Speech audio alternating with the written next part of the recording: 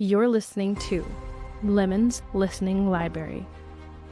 Discover the story behind the stories with unique and raw conversations from the people who make your favorite books a reality. All right, welcome to this episode of Lemons Listening Library. I am Randie Lemons, fantasy author, or R.L. Rose to those of you in the romance community. Today we have Kathy on. Yay! Kathy, introduce yourself to our listeners. Hey y'all, I am Kathy Ireland. I am an audiobook aficionado, I guess, is what we've determined. I consume all of my books mostly through audiobook. I also own Phoenix Audio Productions, and I help authors get their books into an audiobook. I manage that whole production. So we just had a big one come out for Their Blood Queen by J.R. Thorne. So that's going to be exciting. Woohoo. Yes, I can't wait. I'm super excited about that one. You've been talking about it for a while, and the anticipation on my end is like through the roof. Yeah, that's going to be good. Yeah. All right, guys, before we introduce this guest we have on today, and I have to tell you, Kathy, how excited are you about this guest today? I'm pretty freaking excited. Yeah, same. Before we introduce them, I don't want to give any hints to who it is. I would do a little bit of housekeeping. I would like to remind everyone to head over to our YouTube channel and comment on each episode that you listen to. Review us on your chosen podcast platform. We are on all of them. It is one of the most helpful ways you can support our show to help us reach other listeners like you. We also have a couple advertising spots left where we create commercials and broadcast them across all of our platforms, as well as give you the commercials to use however you want to across your media, whatever you want to do with them. They're yours. If you'd like any information on this, email us at lemonslisteninglibrary@gmail.com and we will get you hooked up with that information.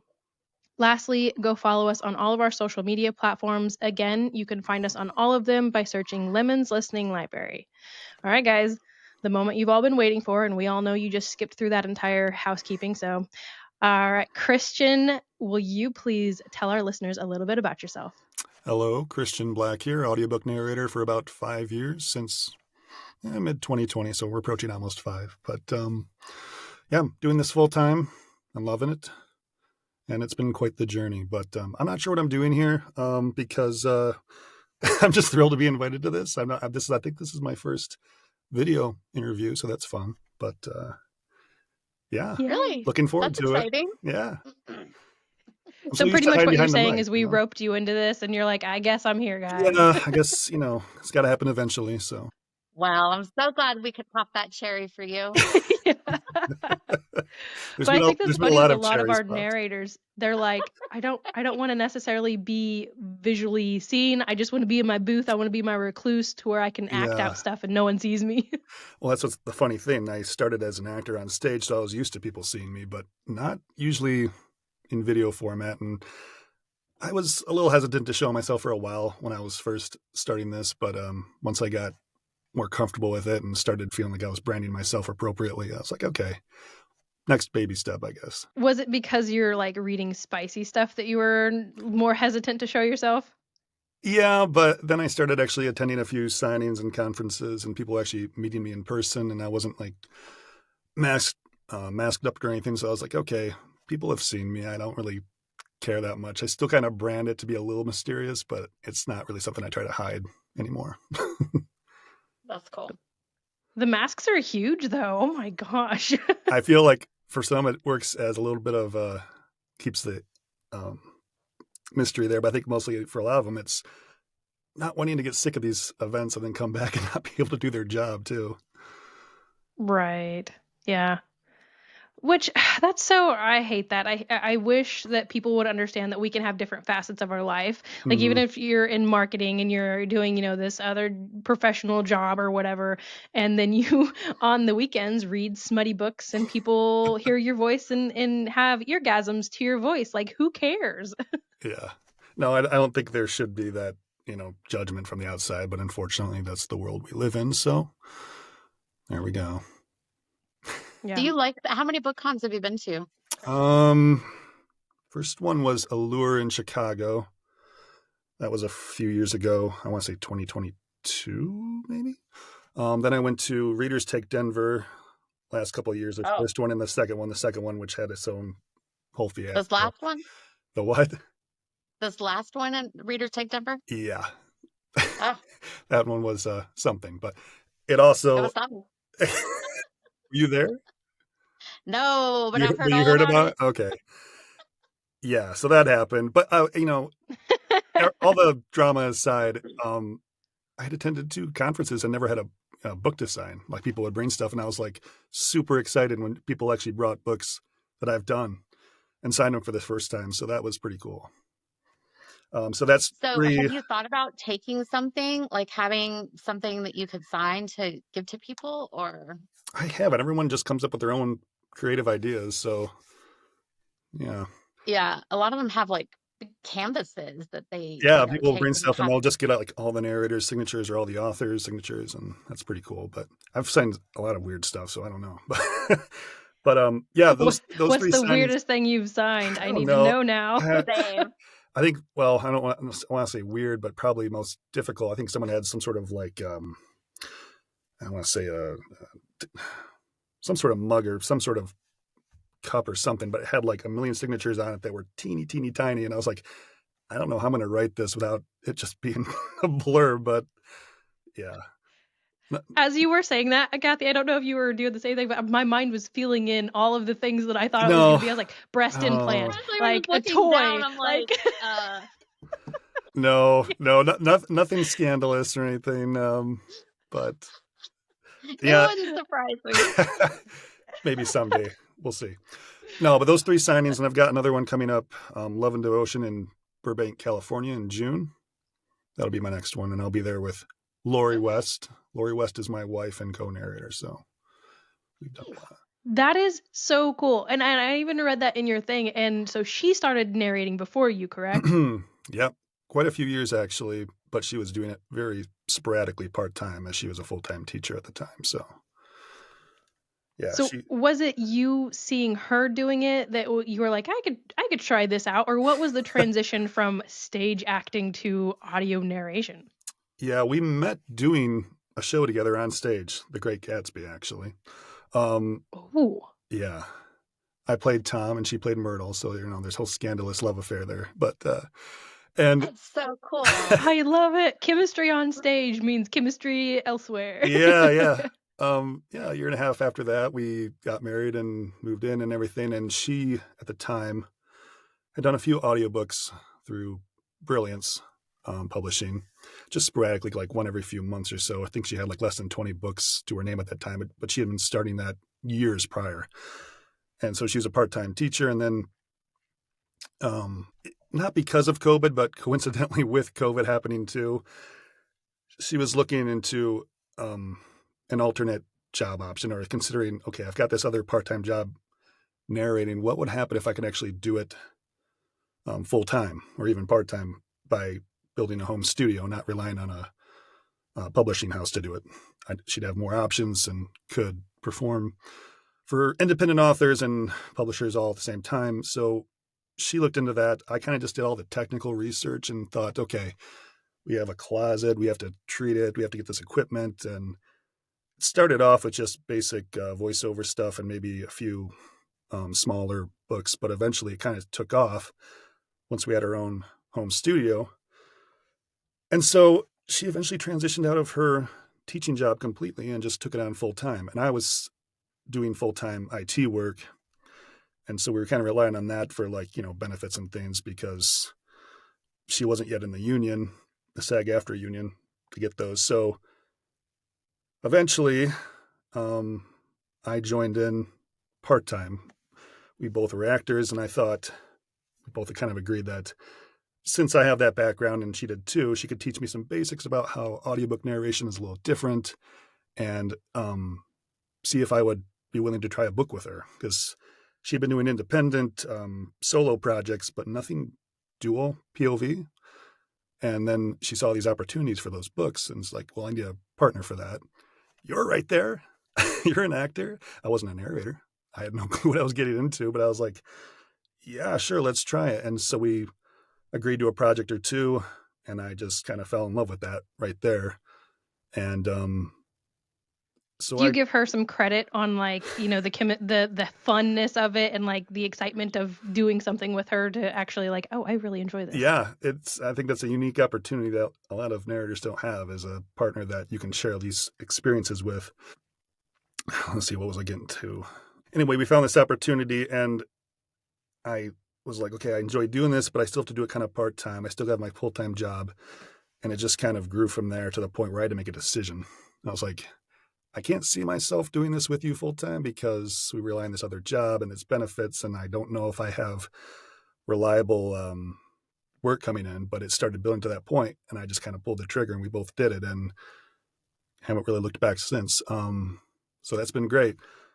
But she was definitely the reason for it. I wasn't sure if I could do it, but she's the reason I was even successful at all at the beginning, because I had no projects booked on my own. It was like, okay, I need this female narrator, but it's dual POV. I kind of just jumped in and wrote along for a while there.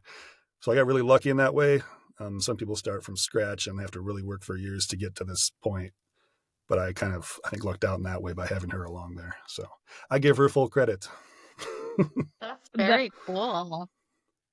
I love that. The support system of in that situation, especially how daunting and scary going from full-time job that is, this reliable income to now you're commission based and you only get paid based off of what projects you bring in. Yeah, and that was a scary transition because it's not guaranteed work. You just have to see how frequently you're getting it and trust. It's a leap of faith to some degree. But we've been doing this full time together now for last, I think full time for me, 3 years or so. But yeah, still coming. That's awesome. Congratulations. Thank you. Yeah, that is so cool. Now, does she go to the book cons with you? Yes, she's gone to every single one with me. We kind of market ourselves as a couple too. I mean, we obviously do most of our work at the beginning was together, but she was still doing publisher work. And only in the last year have I kind of branched out and worked with a lot of publishers and other co-narrators, which has been really exciting. So, but at these signings, yeah, we still market ourselves together and separately at the same time. What was it that got you into like acting in the first place? It's a good question. First time I did any kind of performance was on stage my junior year of high school. And I was still to some degree, a bit of an introvert. So I was never very social or expressive. And this was the one outlet for me, I think, was acting, because I didn't have to be myself.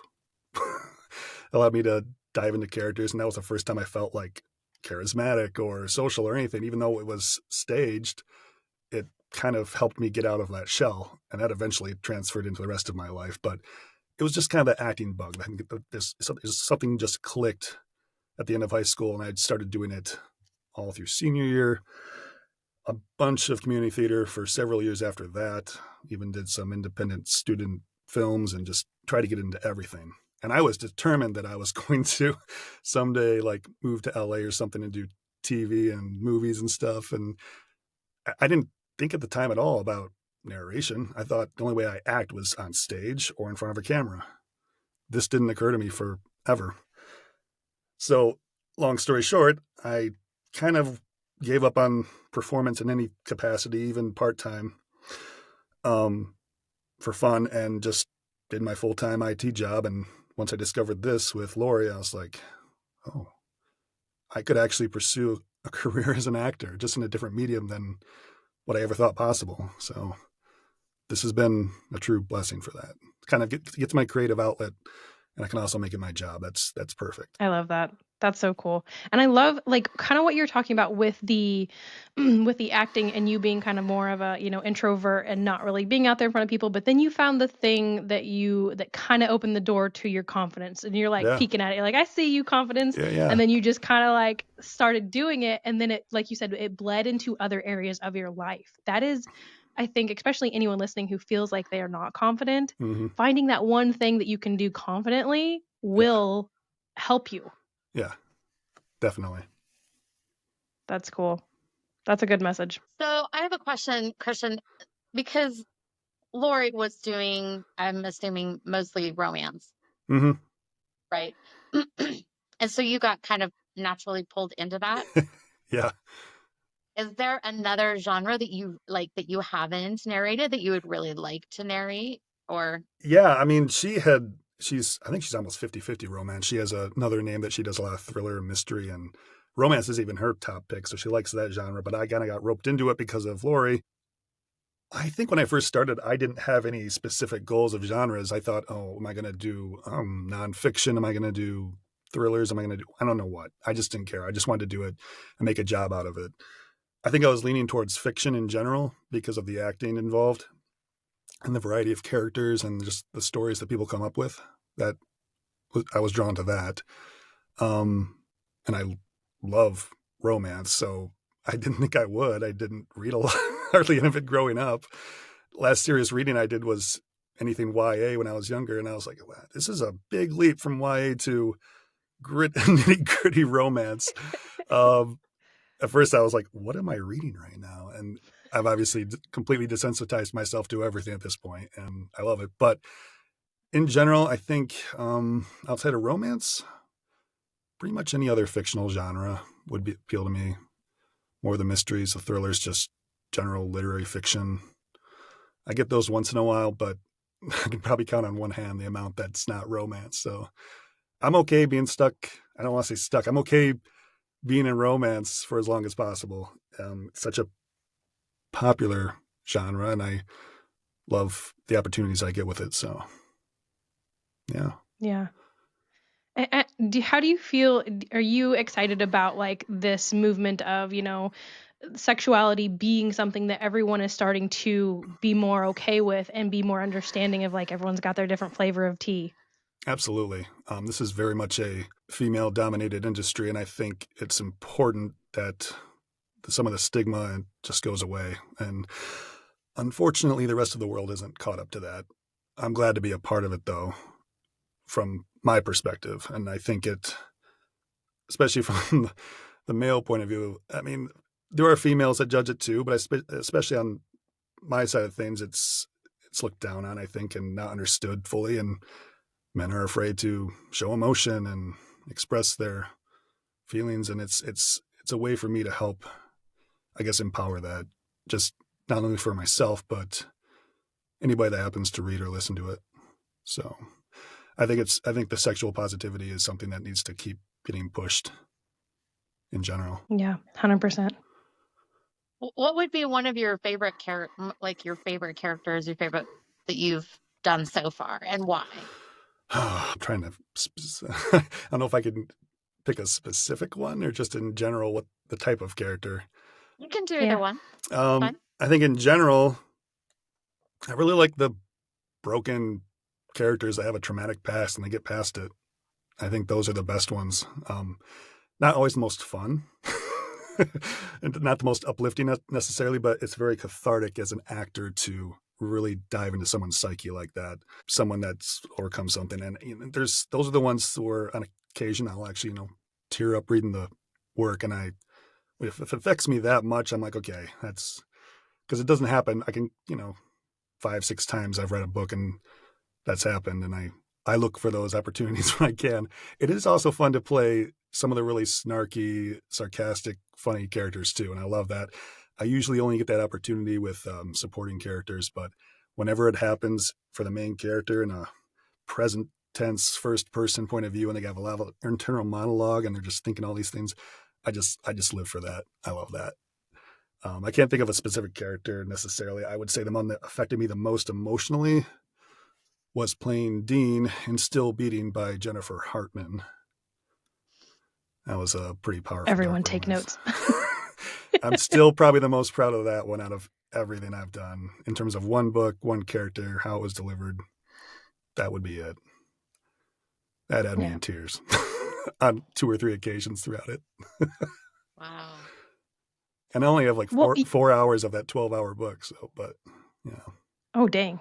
Wow. So those are just emotionally hitting scenes. Yeah. Well, you mentioned that like you enjoy portraying the emotional men, or not the emotional men, but the men who have emotional moments and kind of move through that.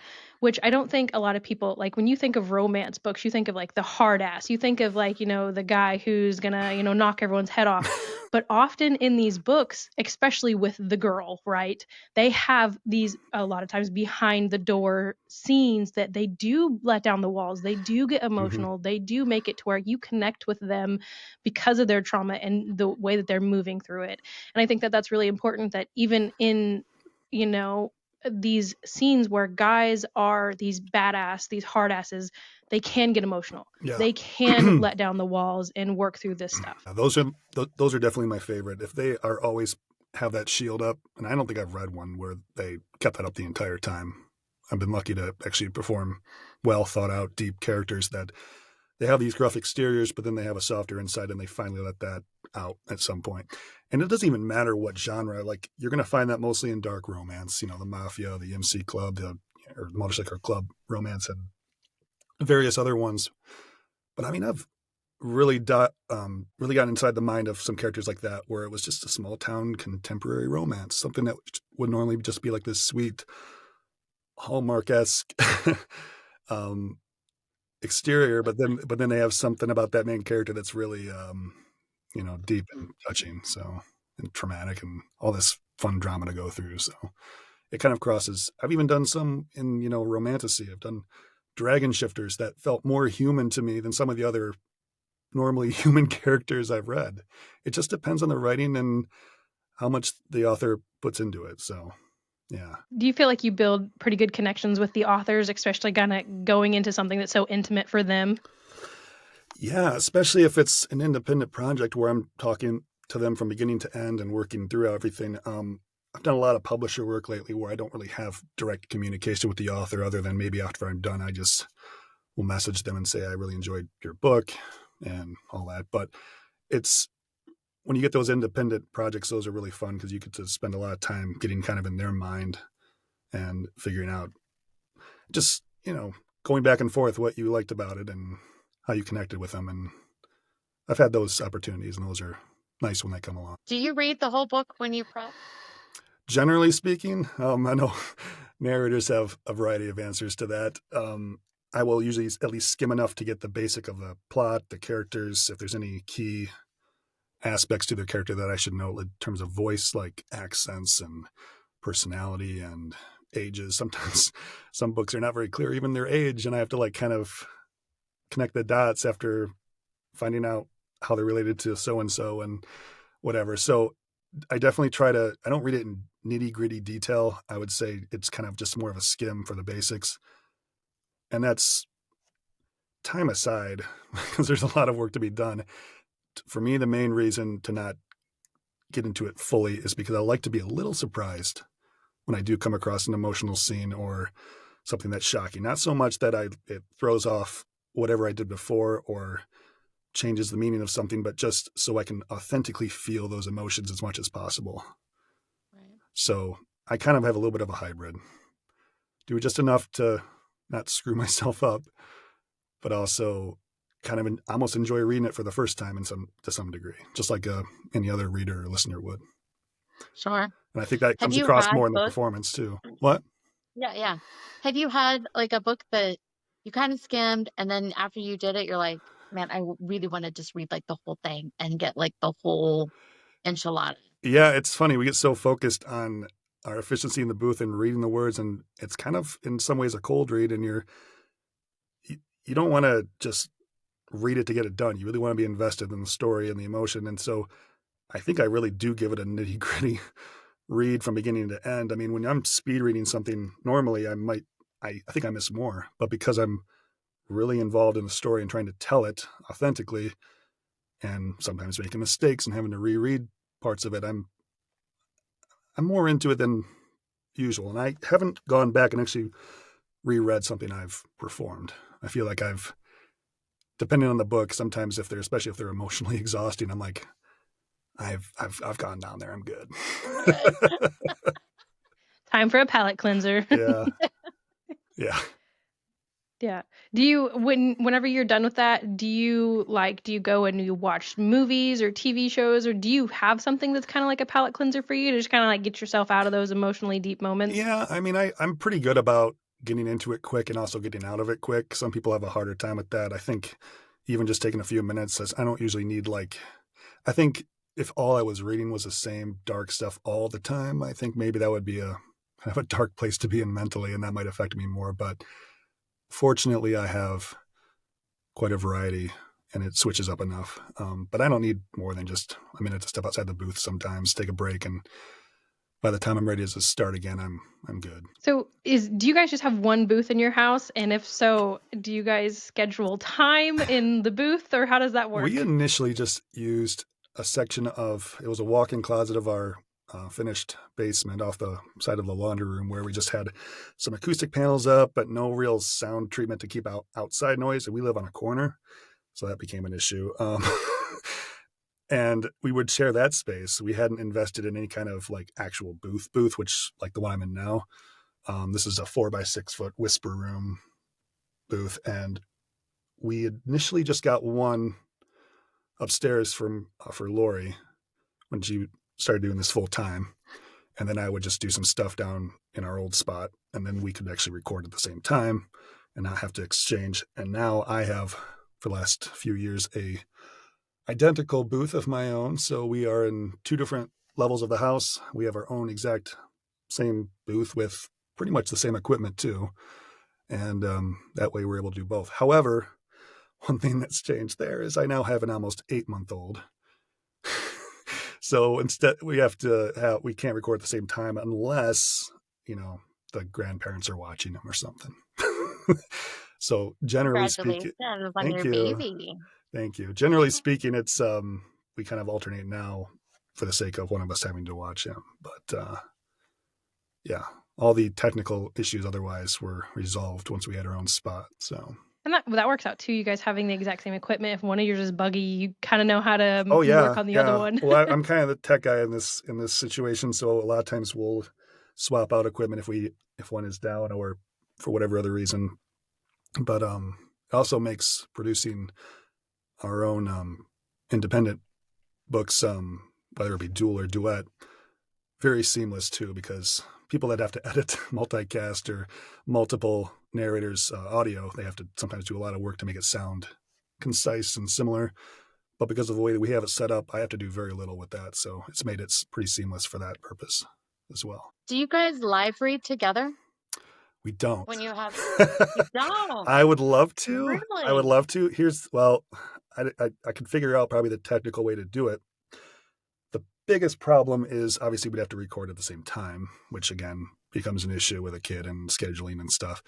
The other thing is Lori is so much more efficient in the booth. She makes very little mistakes, is on a roll. I don't want to talk about my efficiency. It is nowhere near as good. She would probably be sitting there I think she'd get fed up with me. I think if there's the right opportunity in the future, I would love to do a live duet book with her, but I don't know. Right now it's not really practical. We just record our parts and I do all the splicing together to make it sound as seamless as possible. But since we both have that theater background, a live read would be the dream. But yeah, it hasn't happened yet. In terms of the narration. At least for the spicy scenes, I feel like that's you guys could do them separately all day long and then get to that one spot and then. And then as soon as we do it live, we're like, The kid's gonna be at grandma's for another hour. Can we pause this for a second? Yeah. Pause. That's what I was gonna ask. So does he or do they? I don't know if it's a boy or girl. Boy, yeah. Are they a result of one of these books that you guys have read? No, we were actually trying pretty hard for that to even happen at all. So that was kind of a to-do. But no, not directly a result. I've heard that happen with some narrator couples. And I'm like, that's a cute idea, I guess. But we never had that happen. We'll talk about it after. We'll talk about it afterwards. And sometimes we're like, hey, that got me in the mood. Do you think? But yeah, it's never like a live moment where we're like, oh, let's cancel this and take care of business. But awesome. I'm sorry. I think I would hire a couple so quickly if I saw their chemistry, especially when you guys are going to the things and you guys are smacking each other's asses or whatever, just being very playful. I'm like, oh my God, they have the chemistry I need in my book. So yeah. This is a done deal. Fortunately, we know each other well enough and how we would read most of the book, our inflection, our tone, that I think the the way we read the dialogue in response, maybe if she's narrating something and I throw in a line, without her even being there, I pretty much can hear in my head how she would say it. And it almost feels live to me because then I can deliver it back that way. So that's a definite advantage of having a co-narrator that's also your spouse. Hey, Christian, so do you master your files? You master your own files? You don't have an engineer do it? You do it yourself? Depends. Obviously, with publisher, production houses, they take care of that part. If I'm doing Yeah. it, but all the independent work, mostly me. I learned before I ever started narrating, I was learning how to engineer audio for Lori for her books. So I actually started there. Oh, so she was pimping you out before you even was actually doing it. Yeah. No, but I loved that. I love the tech side of things and figuring that out. It was all new to me, but I learned how to do it, and I keep learning things to improve on it. The only time I won't is if usually if it's like a solo book of hers that's independently produced, and we'll outsource it to another audio production company or something just to do the mastering and editing and proofing. But anything that was, I think, duet narrated between the two of us, I did everything from beginning to end in terms of post-production. So, which I like. It was a hard thing to let go of, to have other people touch my audio, because sometimes I feel like they butcher it or they'll take out things, or just like, now when I say take out things, they'll maybe over process the audio in some way or take out some part of the acting that wasn't necessarily the line, like a cough or a laugh or something. And I really like being able to craft that myself for our own work, but it's not realistic. There's only so many hours in the day. So at some point I had to let go of that and trust that someone else is going to do the job well enough. I think that that's such a cool direction that books are going into, is like when it, actually reads, she cleared her throat, and then, and then you as the narrators actually clear or do the thing that we are told they're doing. That is literally art. Yeah. I wouldn't say we do it all the time. A lot of people I think some of these proofers work as robots, and they're like, that wasn't in the dialogue, so we got to take that out. That wasn't on the script. I'm like, it's kind of part of the delivery though. And usually what I'll do is I'll kind of cheat it by throwing in a cough or the laugh part as part of the word, or the beginning of the sentence or the end of the sentence, versus doing that and then saying the line. I kind of make it part of that, and that kind of strikes the right balance, I would say. I'm all for that. That is really good information, though, for not only myself, because, like managing, but for authors to know that you do mastering. So that is something that you can do. Yeah. Yeah. We usually, with all the independent projects, I'll just say, hey, we'll do everything from beginning to end. And I've done so many books like that. So it's always a nice ability to have. Some narrators totally rely on, their publishers or outsourcing it. And that's fine. If you're successful enough and can afford to do that, I think that's the goal for it makes the most business sense. But I like being part of it to some degree as well. I think there's a creative element, a certain artistry there that kind of gets overlooked to make something sound good. Yeah. Okay, so now I need to know, do you enjoy reading it more, or do you enjoy like mastering it and listening to it and putting it together more? I would say before it was all the post-production stuff, because I wasn't as good in the booth, and sometimes I was just going nuts trying to get through the narration. But I really feel like that's flipped, and I definitely enjoy the acting the most, especially now that I have grown and gotten better at it in general. I would prefer to read it, perform it most of the time versus doing the post-production. So with you being, with narrators being generally like contracted out, what is your guys' system for bringing in new work? Like, how do you guys connect with new new authors and people who want to hire you?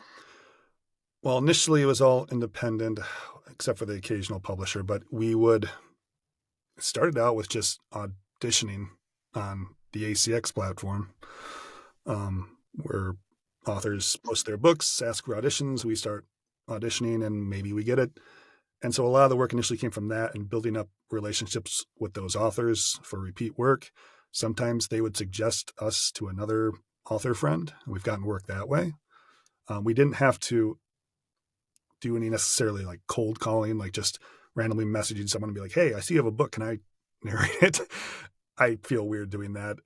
But so we haven't had to do that, fortunately. So it's mostly just been gradually developing those relationships, the networking, and then eventually, once we established connections with the publishers like Podium, Tantor, etc., they will send us either direct offers or an author approval situation, or we'll audition. And fortunately, we've had a lot more of that happening. So it's kind of a mixed bag still, but I think just over time, the more authors you work with, the more titles you've done, you don't have to quite seek it out so aggressively, which not it isn't true for everybody. Some people have more trouble with that, but we've been fortunate that we haven't had to reach out too much. Do you use like social media at all to kind of help with your outreach? Yeah, I try to. I just like to make myself known out there as much as possible. I kind of manage that for Lori as well, and try to just get our names out there in that way. Upcoming projects, comments about work we've done and things like that. But I don't otherwise actively try.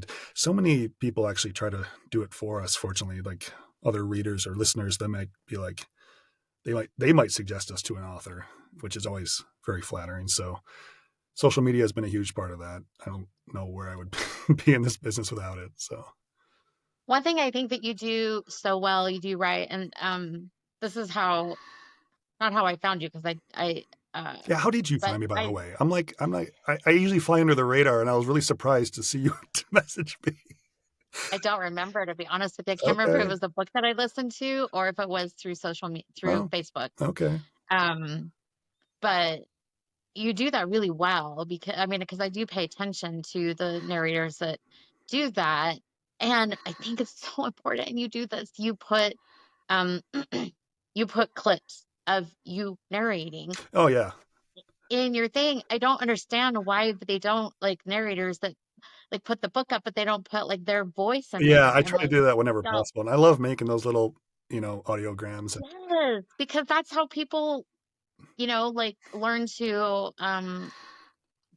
recognize your voice yeah, in a book or, so I think that's a smart way to do it because that's how people are going to, that's how you're going to build your fan base. yeah. And that's what's going to attract you to an author as well. Hmm. If you come with a fan base, I mean, that's, Yeah. Yeah, that's all, that's so much more lucrative for authors. Well, and yeah. I even like the aspect of control I had when I do independent projects because I get to control the sample, the retail sample, generally speaking. I think there's something going on with Audible and picking the first 5 minutes of the book or whatever. But that aside, if I get to choose it, and I know a common complaint is I can't hear both narrators in the sample. That bothers me. Whenever I make a project with like Lori, I'm like, I'm going to put both of us in here, cover all the bases, and make sure people actually know what they're getting. So I applaud you. I'm Everybody, nobody, the rest of the world doesn't really do that, but I contribute what I can at least. no, I cannot tell you how many times I go to listen to a sample because I want to hear like maybe it's a new to me narrator and I want to hear what they and it's like okay maybe I want to hear the male narrator Hmm. and it's just the female narrator and vice versa and I'm like are you freaking kidding me, like I want to hear both people. Yeah. So yeah, I agree, that's super annoying. Well, and I think that goes into like you can't market a rom-com as a thriller and expect people to come and listen to this book and enjoy it and not be pissed that they're not getting what they expected. It's the Yeah. same thing with that. Like when you listen to voices, you want to know what you're getting. Yeah. Agreed. Whether you like it or not. Whether And I or hate their not. voice, fine. I won't want it, but at least you know what you're getting. So Yeah. That has not happened to me very like maybe once. Really, truly, maybe once or twice. I'm like, ugh, I almost DNF'd a book because of one narrator, and I'll never say. But because I love the other narrator, I was like, I cannot do that to that person. yeah, understood. And And I it's never so know where I stand with it. Sometimes I make the mistake of reading these reviews and being like, I don't know. Do people love or hate me? Because it's all over the place right now. I DNF because of Christians. Well, no, usually they don't say my name. I'm not Christian to The anybody. Mel. I'm like a Yeah. male narrator who sounded like he smokes 10 packs a day. I'm not a smoker, but that's what I sound like because I have that gritty voice. But of course, they think yeah. I'm much older than I am, or that I have some sort of asthma issue. I'm like, no, it's just my voice. I don't know what to tell you. People are so fucking brutal. Like, goddamn. Why? Who pissed you off enough in your life, or who made fun of you so bad that you now feel the need to go on? Just say you didn't enjoy the book. Like, just leave it at that. Oh, yeah. And I just I Oh. see it all the time, and it can be discouraging. But I've got pretty thick skin, and it's mostly just the matter of I know that some people actually like my stuff, and I enjoy doing this. So screw the rest of you. Well, so think of it this way. You're here because I really enjoy your narrating. So Well, thank you. Thank you. Also, I'm pretty sure wife enjoys your voice. Otherwise, she wouldn't have been like, "Hey, you should Yeah, do this well, thing." that's funny. She said one of the first things that she was drawn to with me before we ever even got together. We just did this stage show together. She's like, your voice. I was drawn to that, among other things, but that was one of them. And I was like, oh, really? I always thought I sounded like a nasally, annoying Midwesterner, but whatever, fine. That's how I am with my husband. Like, I've been trying so hard to get him into narration because I just want to listen to it. Like, I am probably his biggest fan without him even like realizing he needs fans. Like, like, please, come on, just read this to me. Oh, that's funny. So how did that, like, her saying that, was that like your okay, I can do this, I want to do this for her kind of, or was it more of like you? I think she gave me the confidence to actually pursue this and made it feasible that this could be a job and I could actually do it. So yeah, she was the base of that. And then I realized, okay, I don't completely hate the way I sound behind a mic and I get to act, and it developed and grew from there. And I really enjoy it now. And I don't think I'm terrible at this. So let's keep it going. not terrible. Do you have what different accents do you do? I'm most comfortable with the regional dialects here in the US, I would say, the New York, Southern, whatever. I have dabbled with quite a variety of the European accents for supporting characters. Never a full book, but the British, the Irish, Scottish, Romanian, Russian, general Eastern European. I even did like a little bit of South African in one book for a small character. Really love that stuff, and I know that's not where I excel yet, but it's something I keep wanting to do well and get better at, because I love not only the variety of work you can get that way if you are proficient in multiple accents, but just the character and their backgrounds, and it just, the more options the better. And I think obviously from a business standpoint, being that versatile as a narrator only opens up more doors too. So I really enjoy it. And some narrators are comfortable not doing it and they're plenty successful, but I think that would get old after a while. I like the variety. Do you do like have you ever done like courses or anything like that to like help develop that part, like the different dialects? I mean, I've researched my own information online and just kind of practice it that way. I never had a dialect coach for anything.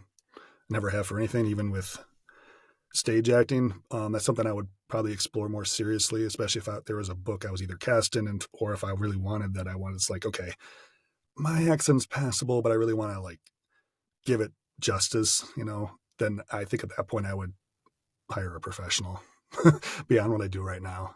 So it's something I want to do. I just haven't yet. Is there anything in the audiobook like world that is something you weren't expecting, or like you didn't realize was the way it is? I don't know. I didn't know that it was, I don't want to say easy, but accessible to become a narrator at first. I'd heard about people doing, books on tape back, years ago and stuff like that. But these days, especially in the last decade or two, it's really, blown up, not only because of social media, but technology with cell phones and everything. Everything's much more accessible. And it was surprising to me that so many people are actually doing this as a job. And I guess otherwise it was all new to me. So I did my research. Whenever I get really passionate about something, I'm looking up everything about it. So there were not too many questions before I even started doing this, because I was already spending hours looking up the technical aspects, how to perform it. And most of that's been a learning experience throughout the last few years. It wasn't all knowledge at the very start. I'm always learning from my mistakes, but I guess it's definitely a different dynamic when you're the go-getter. You're not getting, the work just shoved your way. You really have to go out there and get it. So what piece of advice would you give someone, and I imagine you kind of already hinted at this a little bit, but someone who's wanting to become a narrator, what is something that you would pass down to them? I have theater friends that think, they can probably do this. They're actors as well. So going back to what was surprising, I guess, or what people don't realize is that it's a different type of performance. You are used to being on stage and vocalizing and being much more dramatic and physically and everything.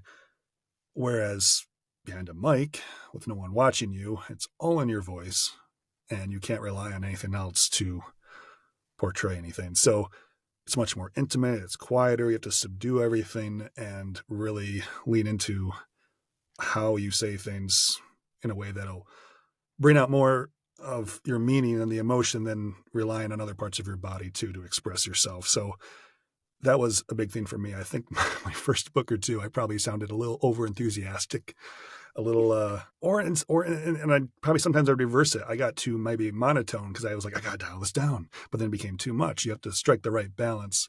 So I think that's part of it. Also, if you're someone that really likes that energy from an audience member and for your performance, you don't get that in here. It's all a quiet space, and you've got to imagine you're talking into someone's ear essentially, and really tell them the story and really get intimate and passionate about it in that way. And of course, the other thing is it's a marathon, hours and hours spent recording. You have vocal fatigue, which I still struggle with, and it's one thing to rehearse your lines and say them perfectly throughout a show, but you have to say a lot more words and they're not memorized. And you are essentially kind of cold delivering them based on your first impulse of how you would act it. I don't sit there and think about how I'm going to deliver every line. I might redo it a couple times because I had the inflection way off, or I forgot something within the subtext, or like a dialogue tag that indicated how I should say it. But otherwise, you're just kind of going with your gut. And I think all those things would surprise people, whether they're actors or not. I think that answered it. I have a question with that. You actually said something that I think I have a question for you on. Do you feel like your proficiency with communicating and talking and the way you say things from the practice that you've had in the booth, do you feel like it bleeds into other areas of your life where you maybe can like explain yourself better now or come across more meaningful with the way you speak? Yeah, I think so. I think it would indirectly or directly, I haven't done stage acting in a while, but if I did that again, I think this would definitely have been the perfect training course for that in terms of how I would deliver things. But in terms of everyday conversation, I notice just how I pronounce words or understand the meaning of words differently because I read so much now is a huge part of it. I am so much more attentive to noticing, someone's dialect and their accent and taking a guess about where they're from, things like that I didn't think about before. And I think it really kind of, from an auditory perspective, it really kind of opens up your ears and your eyes and everything to the world around you in a new and exciting way. That's cool. I was wondering, as soon as you said that, I was like, oh, I wonder if this affects the rest of his life. I haven't asked. We've had so many narrators on here, and I've never had the opportunity to ask that question. So you worded it perfectly to where that was like, oh, that clicked for me. Perfect. I am wondering, have you thought about doing any live reads like when you're recording? I have thought about it. That's as far as it goes. Yeah, like I said, I have live performance, but I've also rehearsed the hell out of those lines to deliver them just so. And I'm also not, I would say, I feel like I'd be stumbling over my words too much. I make a lot of mistakes when I record. Paying too much attention to the comments. Well, I would overthink how I deliver. Like, that's one of those situations where I got to get more comfortable with it and just kind of let it go and relax a bit more. And it's a different to do a live read. I think you're not in your head as much maybe. And so potentially, I haven't felt comfortable enough with it yet, but maybe someday that might be fun. Yeah. Yeah, for sure. That's cool. I think those are fun, but I'm with you. I don't know how Carmen does it. I don't know how like the people I see on there doing like their actual books and just going through. Oh yeah, some and people like, are doing like live recording sessions and having people watch them. I'm like, what the fuck? No. Dane started doing that a lot. Who? Actually, Dane. Yeah, he's done that a lot. He's like he's live on Instagram a couple times a week. Yeah, there's so many. I'd be I so follow stressed so many out. of these narrators that do live reads, and I'm like, more power to you. I envy that. I do truly envy that. I just don't feel I'm quite there yet. Yeah. So what, without giving too much away, what is there anything that you're particularly excited about that you're working on, or do you have anything that you want to promote? Which I know it's very tricky sometimes. Yeah, with it depends. narrators. Especially with the publishing houses, sometimes they're kind of under. I know I have a few things on pre-order on Audible and stuff that you could probably see. There's one that's a little different. It's not a true romance. I'm doing one. It's on pre-order already, coming out in a couple months. It's called Wearing the Lion by John Wiswell, and it's literary fiction, but it's basically a kind of a twist on the story of Hercules and Hera and stuff. So that'll be fun. It's not a true romance, but it's going to be interesting. I'm not, my Greek or Roman mythology is not like stellar. Like learning the pronunciations of all these characters and stuff in the mythology is going to be, there's a lot of homework involved there, but I'm looking forward to that because it'll be so different. So that's fun. There's also another, I think the project I'm most proud of that's coming to a wrap here is it's sort of a paranormal romance series. It's called The Damning by Katie May. The 7th and final book is supposed to be released soon, and that entire series has been fully produced by myself and Lori. It's duet narration. It's hours and hours long because each book I know is probably like 7 to 10 hours. The last book I think is supposed to be almost double that. It's like a 15+ hour book to wrap up the whole thing. But we put our a lot of our heart and soul into that one, because not only was it just all these characters and all the development of the entire project from beginning to end with the duet narration, the editing, the mastering, the proofing, everything. It's just it's an enormous undertaking right there alone. But also, I just love the characters in it. There are 7 male love interests because it's a why choose 7 males, and they each have chapters in every book. Their point of view. What is the name of that? It's called The Damning by Katie May. Can you write that down, please, Randie, for me? Because Yeah, you got you. Like afterwards or in here in the chat? No, I'm writing it down so she can add it to her TBR, because that's her. She loves why choose. Okay, well, this will be up your alley. 7 male love interests and 1 kick-ass female MC. So, yeah, I love it too because so many of these male interests in these books, especially with contemporary romance, I feel like they're all kind of written the same. They're, of course, they're all attractive. I mean, no different from this. They're all, attractive and have their own thing, but they're so quirky and different. There's one character that has a stutter. There's one guy that's this big brute, but he's like a genius and kind of shy. And there's, the cocky one. And then they're so all over the place. And it was so much fun to dive into each of their personalities. And I don't know. Is there male in that? What was that? Is there male? There is not actually in that one. That one is, they're all for her. And not to get the harem. That's interesting. Yeah. So all 7 of them, and plus that's paranormal. So they're like, one's a bear shifter, one's a mage, one's a incubus, one's a shadow, whatever. I mean, they're all over the place. But shadow daddy is what we call that. Yeah, that's a term now, shadow daddy. I learned that after the fact, but yeah, they're I don't know. It was just so much fun. They're so different, and of course, it's a challenge to voice them all in the same chapter when they're all talking to each other. But fortunately, Katie wrote them in a way that they're so distinct and have these little traits about them that I feel like it's easy to separate them. But yeah, it was a lot of fun, and I can't wait to wrap that up. But I'm definitely going to promote that one once the entire series is done, because each book is kind of a cliffhanger, and you want to probably like binge the whole thing once it's done. But that's, the last book, a couple more months on that, April, May, something like that. And then that entire thing will be good to go. I have a question for you. So do you have like because I mean, you've heard many and read many, I'm sure. like, what's kind of your favorite catchphrase? Like your Oh, that's romantic good. romance catchphrase. Like something one of the guys would say, or what? Yes. Phrase. I can't think of one off the top. We Of put you right on the You spot. did. I mean, There's nothing coming. I mean, I really Is it- whatever line it is, I will say how I like to deliver it is one of those really growly, just whispery, growly, raspy, like right in your ear.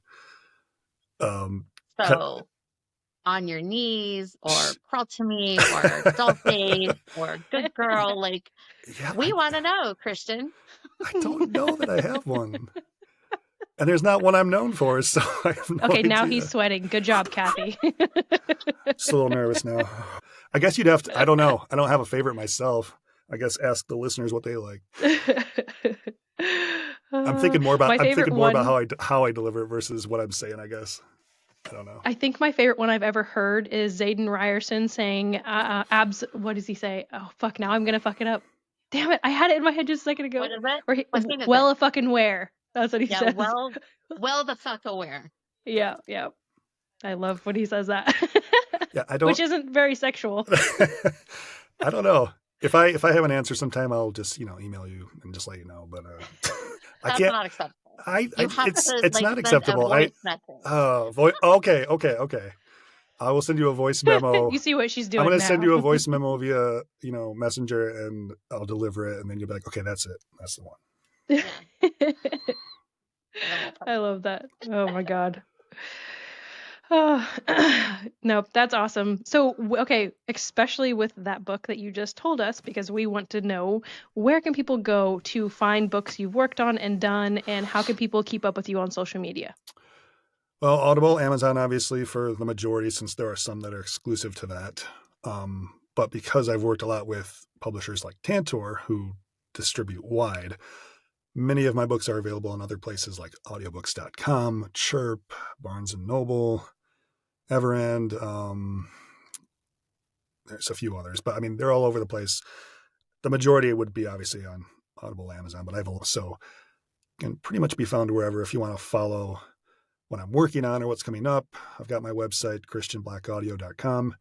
I'm also pretty active with marketing my stuff on Facebook, Instagram, and TikTok. So, yeah. Awesome. This was amazing. Follow him. Read his shit. Yep. Yes, please do. Yep. And let us know which one's your favorites. No, you were so fun. I absolutely love talking to you and getting some different, like every person we talk to, even though we talk to a lot of narrators, it's different stories, different ways that they fall into this, different passions that lead them through it. And you're our first guy that we've talked to who gets to do this with their partner. So that's freaking awesome. Yeah. Yeah. I think it's a. I thought you were doing some sort of cute pose right there. No. I got a little bit of. I got a little bit of. His wedding ring. I'm like. No, I got a little bit of sweat forming underneath my ear, so it's an even better story. Oh no, I was gonna say it's so much more empowering to have a partner in this because you can talk about this stuff and relate to it, and not everyone has that. High five, Lori. We gotta go read your stuff now. Yeah, check her out too. Yes. We need to. West. Yeah. We need to eventually have it to where we have like both of them on one podcast. That would be really fun. Yeah. See, I've had 2 other interviews, audio only, and one was just me, and then the last one was with both of us, which totally different dynamic then. So. Oh yeah, that would be fun. That would be fun. We should do that.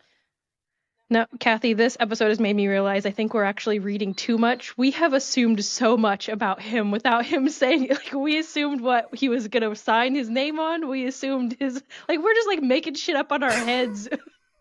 Wait. We need to stop reading so much. Yeah. Christian, thank you so much. This is a blast. Thank you, Christian, so much. Thank you for having me and for this opportunity. I appreciate it. It was fun. Had a good time. Yeah. All right, guys. Thank you so much for listening to this episode of L3. Make sure to go over to Christian stuff, check it out, leave him reviews, buy his books, do all the things, follow him on all his social medias, and be sure to review this episode. We'll see you on the next one. Hey, guys. Thanks for joining us on this episode of Lemons Listening Library. Remember, every story has a journey, and every journey deserves to be heard. Keep reading, keep writing, and keep listening.